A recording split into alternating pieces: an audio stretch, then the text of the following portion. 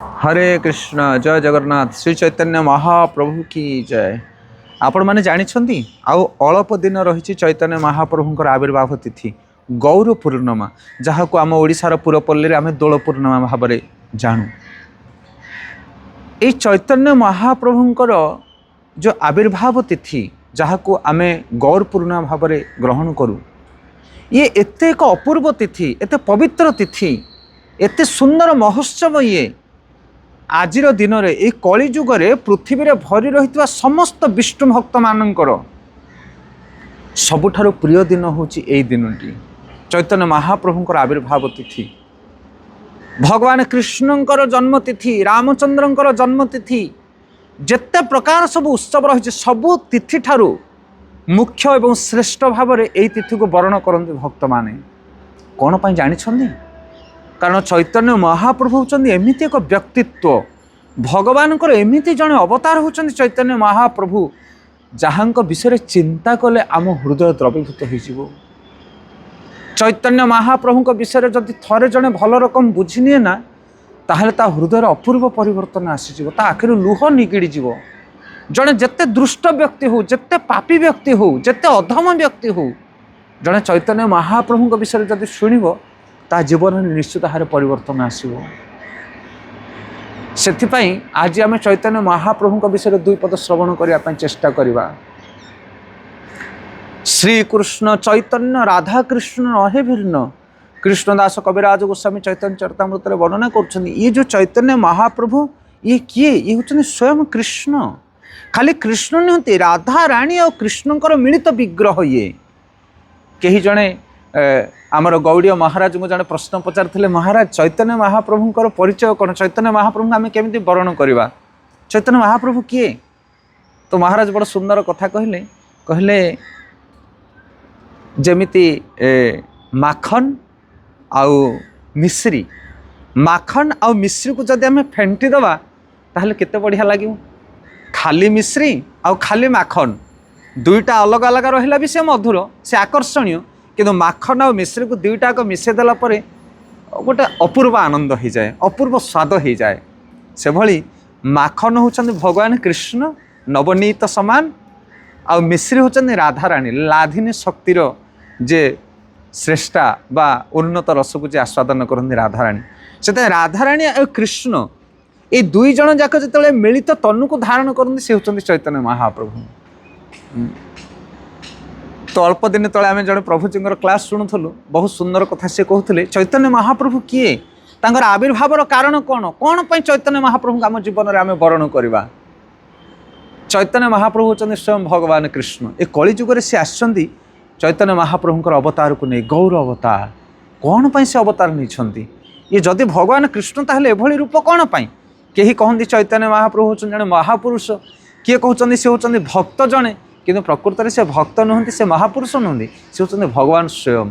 यही रूप में कौन पाई आसछंदी भक्त अवतार को नहीं?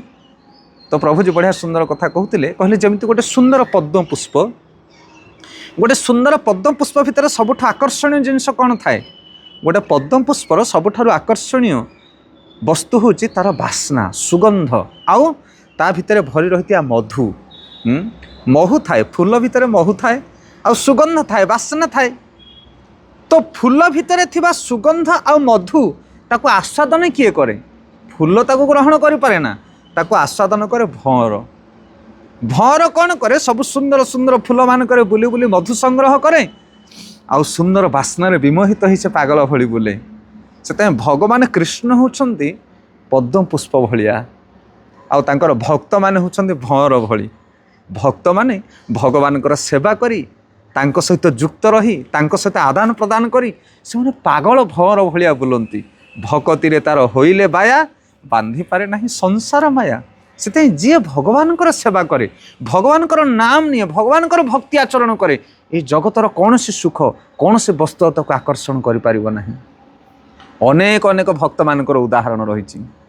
आ ये जगत में जेते भक्त अच्छा सबुठारु श्रेष्ठ भक्त होचंती वृंदावनर अधिवासी गोपी गोपाल माने। भगवान कृष्ण को से निज ठारू भी अधिक भल पाउथिले, आ से भली भाव में पागल हो जाउथिले से माने।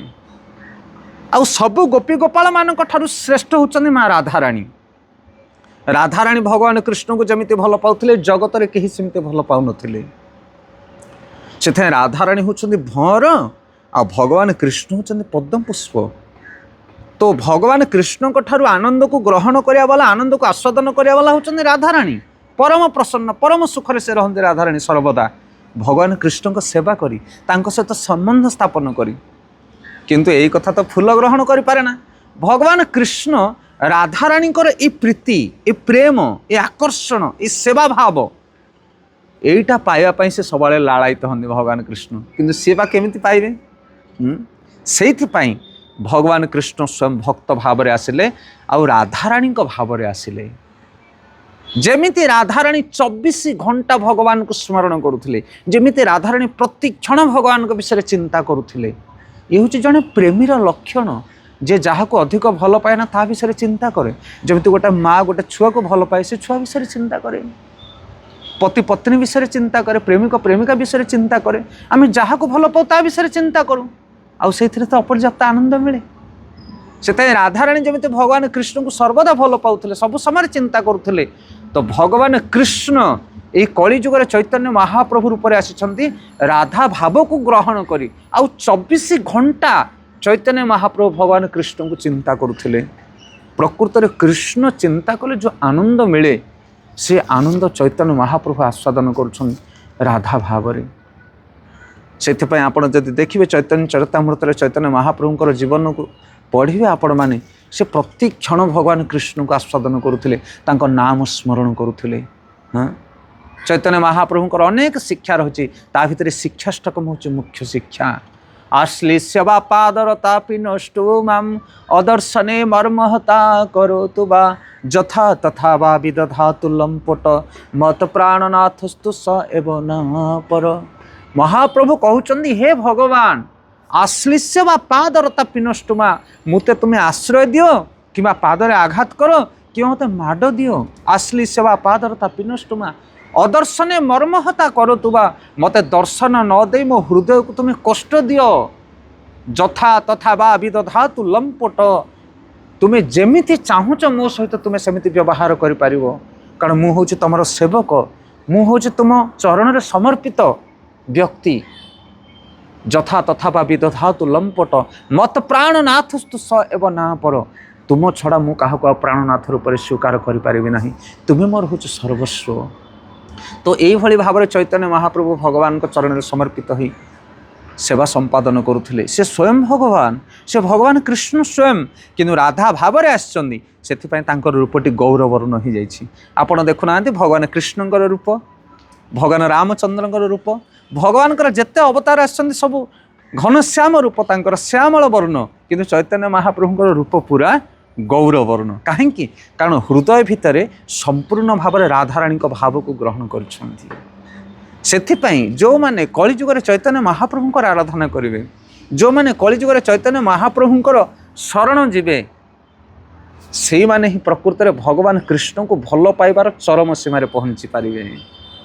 आउ चैतन्य महाप्रभु स्वयं भगवान भक्ति आचरण करुछन्ति आउ अन्य मान को प्रचार करुछन्ति अजाचित भाव में कृष्ण प्रेम प्रदान करुछन्ति। से भाग्यवान से माने कली जुगरे जो माने चैतन्य महाप्रभुंकर सेवा करती। आपण देखंतु ये सारा पृथ्वी पृष्ठ रे जेते गौड़ीय वैष्णव मंदिर अच्छी इस्कन मंदिर अच्छी आपण जेकोसी मंदिर को जाउछन्ति जातु सबु स्थान रे देखिबे कोठे राधाकृष्ण अछन्ति कोठे राम लक्ष्मण सिया अछन्ति विभिन्न प्रकार विष्णुंकर विग्रह कोठी पूजा पाउछन्ति किंतु चैतन्य महाप्रभुंकर गौर निताईंकर विग्रह सबु मंदिर रे निश्चित भाव में थिबे। कारण जदि कली जुगरे जड़े श्री चैतन्य महाप्रभु को सेवा न करे चैतन्य महाप्रभुंकर कृपा प्राप्त न हुए ताहले ए कली जुगरे केही विष्णु भजन कृष्ण भजन करि परिबे नाही। जदि गौर ना होइते तबे कि होइते केमने धरि ताम दे राधार महिमा प्रेम रस सीमा जगते जानते केन। ए जगत को भगवान कृष्णकर प्रेमर परिसीमा को माप करने चैतन्य महाप्रभु आसुंदी राधार महिमा प्रेम रस सीमा जगते जानते केन।